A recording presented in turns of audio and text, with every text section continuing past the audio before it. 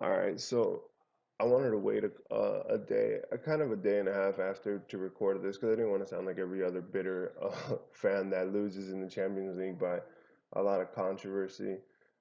To kind of be like ranting and raving and then be like, oh, this should have happened and all pissed, and then you just sound like an idiot because you're just so heated off the results. Congratulations to Real Madrid. Congratulations to Ronaldo. You know, it was a good game. Honestly, it was probably the best game, probably the best matchup of the whole Champions League. That should have been the final, to be honest with you. Um, it was a great game. That's the type of game that if you ask someone like, why don't you watch soccer? And they'll be like, it's boring. I don't like it. But that's the game that you like. Watch this series. Watch this game. Watch the first leg and second game, second leg combined. It was the two best games of all Champions League. It had you exciting, and this is not coming from a biased opinion. I know people that I talked to, and they were like, "Dude, this is honestly the best Champions League game." And this is coming from a Barca fan too. One of my friends is a Barca hardcore Barca fan. Another of my friends is a Manchester City fan. Um, Another guy's a PSG fan, so it was honestly the best matchup, the best games, and I loved it. Obviously, I'm not gonna do go too much into the match facts about it, man. I'm just gonna go into like basically like the meat of like what everyone wants to talk about, and let's be honest about it, the controversy. I'll talk about the little bit of match facts here and there. The match, and then once again, the match facts don't really prove a lot because obviously it just shows freaking Real Madrid out shooting us, but it was just because we were 10 man down for like literally the last, I want to say probably 50 minutes of the match. Since the 70th minute, I think we were down to 10 men. So um, it just showed that they were always shooting. By the end of the game, before extra time, man, we actually led in possession Bayern Munich because we were out possessing them, man. No matter what you want to say, it is what it is. Those are what the match facts show. It was a game on runs. It was like the first half, you can say it was a little bit more dominated by Bayern Munich. You can even say the second half was kind of more dominated by Bayern Munich because it was a thing about runs where it's like Real Madrid would go like on 10 minutes where you would think they're gonna score. And honestly, Matt, we cannot talk about this game without speaking about Matt Hummels. Matt Hummels honestly was the man of the match for both teams. Man, like he and Casemiro was the man of the match, honestly, for Real Madrid. Defensively, Matt Hummels saved our ass, man, a bunch of times, man. Matt Hummels was like, when girls talk about they want a Superman guy, that was Matt Hummels, man. He put that cape on his back and just fucking saved us, man. It was ridiculous, dude. I was shocked of how fucking active and how he was sliding and going and like fearless, man. It just goes to show again. There was this big topic about who was the better center back in Germany. Was it Matt Hummels and Boateng? And Borussia Dortmund fans went to Matt Hummels, and people went to Boateng. And I actually liked both of them. Even though I'm a Bayern Munich fan, I thought they were a beast, but I was like, I don't know, man. Matt Hummels is something that has something about him that I mean, I don't know. Matt Hummels has something about him where Boateng has these highlights where he's getting juked and he falls to the ground after getting juked. Messi comes to mind in 2015 Champions League. No, 2014. No, 2015 Champions League, where Messi's dribbling and fucking he embarrasses Jerome Boateng. And Matt Hummels doesn't really have those like those key moments that they're plastered everywhere. You know, I mean those sad moments where they're plastered everywhere.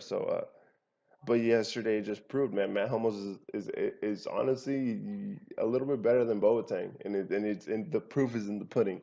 Um, he's a fucking animal, man. And Casemiro played great against us. He literally every time we wanted to counterattack or move it up the pitch really quick because we didn't want Real Madrid to settle because when they settle they can stop anything. So we didn't want them to settle their defense and everything. Casemiro always fucking seemed to stop. The counterattack seemed to always be at the right place at the right time when we were pressuring up the pitch as fast as we could. Casemiro would make the stop. Casemiro made fouls, and his first three fouls, but they were tactical fouls. They weren't like Arturo Vidal sliding into people like how he usually does. Even though I think I'll talk about the fouls in a little bit, but that was Casemiro played an awesome game for Real Madrid. If it wasn't for Casemiro, we could have scored like 4 or 5 goals, and that's just because he stopped everything. Or we would have had 4 or 5, 6 opportunities more. Um, Robert Lewandowski didn't have really a big impact. He had that beautiful penalty. He had a couple shots here and there, but he didn't really. I saw him more as a decoy. He didn't really do a lot for us, and Robin was really doing everything for us. The controversy comes. Arturo Vidal gets sent off for honestly a no foul, and people want to say, well, he should have been sent off 10 minutes before that foul because he slide tackled someone and he hit him really hard. And I was like, to that point, Casemiro had two of those in the second half, two fouls that he should have been sent off for. But I didn't bitch about Arturo Vidal being sent off and or Casemiro not being sent off. Um, I think if Casemiro would have been sent off, it would have been a closer game. But even then, man, honestly, Bayern Munich even till the final possession, we were outclassing a Real Madrid even with 10 men. Like it was actually kind of remarkable to see from a Bayern Munich fan point. But we were like outclassing them with 10 men. We were not scared. We were still trying to score, man. It was awesome. This extra time came. This is what I hate about refs that don't have a lot of Champions League experience or refs that don't have a lot of experience in their domestic league. Like we had a Hungarian ref. The previous Juventus versus Barca, the previous they had a Polish ref. They both were horrible, man. Both horrible, horrible refs. But I've learned really fast, to be honest, in soccer after watching it for like 15 years. That you don't depend on the ref to win and expect the ref to make shitty ass calls. It's inevitable or inevitable. Um, but let's just talk about the two goals being offsides, man. That kind of pissed me off, man.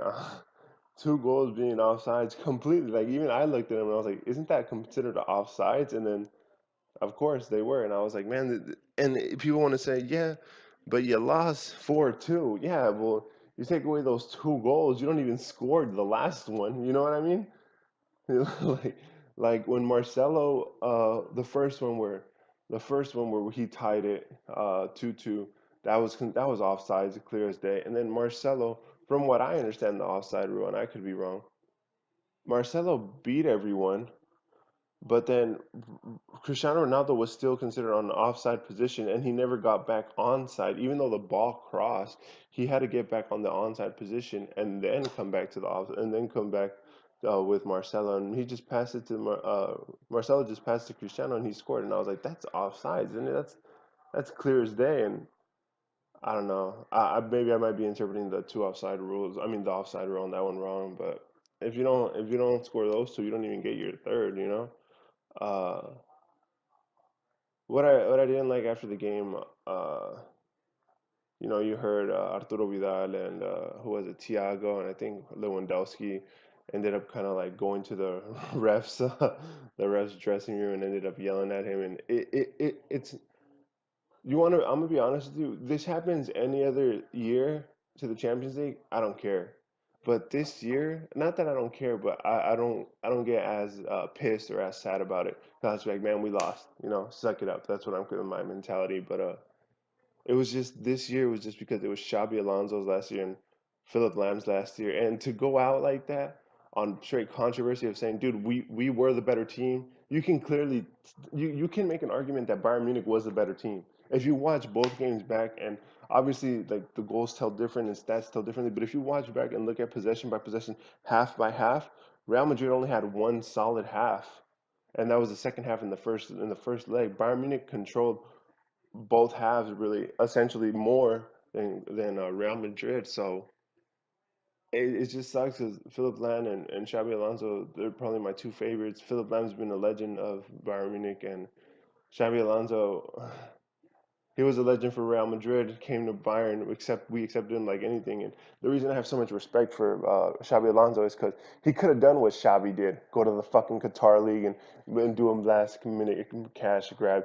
He could have done what fucking everyone else goes to the MLS and MLS thinks, dude, we're gonna become such a great league. No, you get fucking washed up talent, and then that's all we watch. It's like it's retarded in my opinion. But yeah, that's why I respect Xabi Alonso because he said, you know what?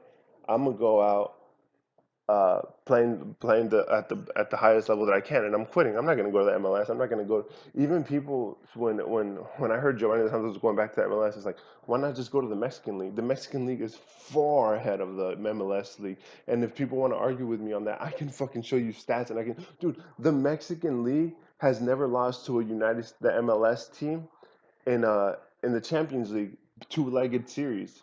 They've never lost. The MLS team has never been a Mexican League team in the Champions League.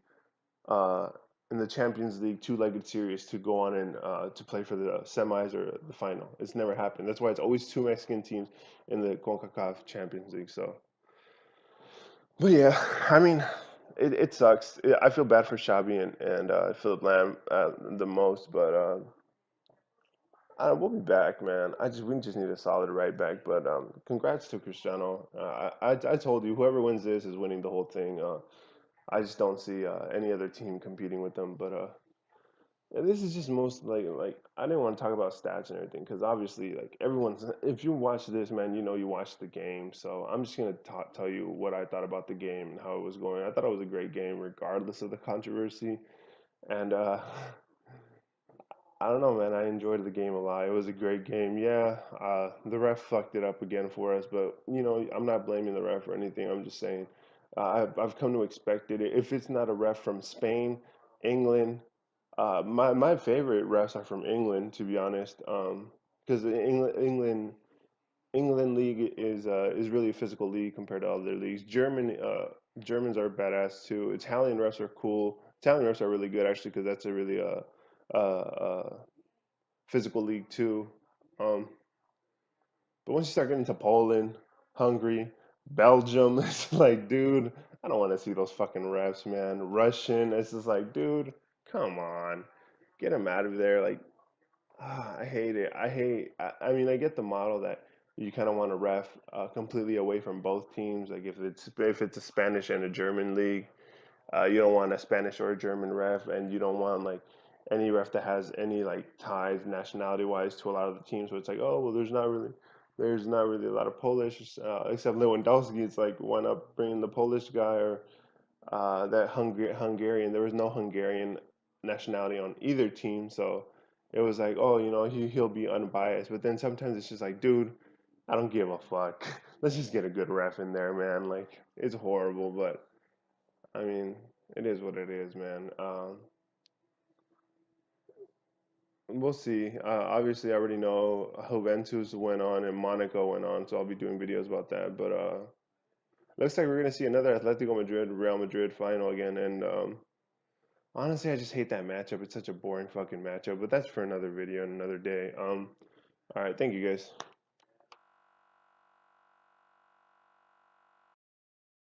I also wanted to add in one thing that I kind of hated, not hated, but I kind of like didn't like about it is that the USA is trying to become a really dominated. I'm not dominated, but they're dominated by three major sports: basketball, baseball, and football. It's no surprise, but they're really trying to push soccer, especially now since like people have been talking about how we're gonna win the World Cup when it comes to the USA, which is ridiculous. But one thing that I hated was that I was watching Fox Sports One in the early, and one thing that pisses me off is that they just bring it up like Cristiano Ronaldo scored a hat trick, and it's just like they don't. If you want to push the sport, man, and this is one of the ideas I had to add on. If you want to push the sport, man, show the whole fucking show the fucking highlights. Talk about the controversies. Talk about this. Talk about that. That's what gets people going. You're not gonna entice the average fan by saying, well, an average fan or someone that doesn't even watch the sport, well, Cristiano Ronaldo scored another hat trick. It's just like, okay, whatever. They're like, all right, whatever. Like, who gives a fuck? You know what I mean? But if you push it, like, show the highlights, be like, do you think, like, actually have decent talking points? It's not hard to talk about soccer, especially when it's this controversy. You know what I mean? This controversial, sorry. So that's one thing that I hated about how America tries to push this sport of just like, oh, here's the best. And it's just like, dude, if you guys want to create a fan base and you guys want to create like a loyal, like people wanting to watch soccer, that's not the way to fucking go, you know? That's the one thing that kind of just got me mad how they don't talk about it. Uh, they disregard, like they're making Real Madrid seem like a god and Barca, and they're making out other teams to be like whatever when Atletico Madrid is just as competitive in their own fucking league. You know what I mean? Barca's not as unbeatable as they were 2 years ago. Real Madrid was this year's 2015 Barca, and they're still not having really competitive games because the soccer is a really competitive sport, and that's what I feel like people miss that a lot. And then I also wanted to add in Bayern Munich's penalty was a penalty. They stepped on Robin. I know this. I know this because I watched it over and over again, and honestly, this is coming from a fan that was on the other side of that when Robin flopped for Mexico, flopped and Holland um, gave Holland a penalty in the World Cup, and it's funny because I actually have a Holland Robin jersey way before that happened, and I could never wear it around my neighborhood because everyone's Mexican, so it's just funny. People give me shit about it for now having a Robin jersey. It's hilarious. But thank you, man. Have a good one.